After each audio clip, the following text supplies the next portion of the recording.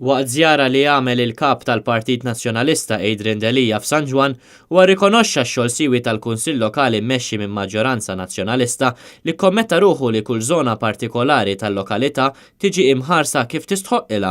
Dan fost oħrajn permezz ta' kumitati b'nies dedikati li jħarsu l-identità u l-bżonnijiet speċifiċi ta' żoni differenti. Tkellimna ma' residenti oħrajn, partikolarment dawk li huma żoni differenti ta' San Ġwan.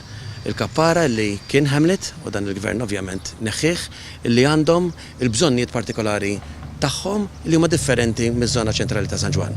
Bħal kappara żoni oħrajn illi jagħmlu mat-territorju ta' San Ġwan, illi kunsill immexxi minn amministrazzjoni nazzjonalista kommessa illi kollha l-kumitati addetti ħalli jagħmlu tajjeb għan-nuqqas tal-gvern li neħħa l-Hamlet, illi kemm il-kappara kif ukoll iż-żoni oħrajn ikollhom in-nies dedikati speċifiċi għalihom ħalli jħarsu l-identità partikolari u l-bżonnijiet ta' dawk iż-żoni.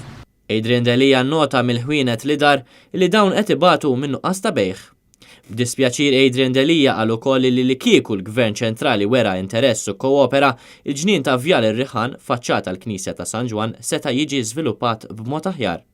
Il-Gvern ilu żmien twil jitratini u issa li l-Kunsill Lokali immexxi minn maġġoranza nazzjonalista intervjena sar xogħol fil-ġnien u fl-aħħar ir-residenti u tfal ta' San Ġwan reġgħu ingħataw lura dan il-ġnien pubbliku. F'dan il-ġnien konna ġejna diġà, ġnien Karen Grek, fejn konna għadna li l-Gvern ċentrali kien ilu snin biex jagħmel proġett li tant kien ilu mistenni, il-kunsilliera tagħna s-silku tagħna jimbotta lill-Gvern illi baqa' sal-lum s'issa m'għamlux.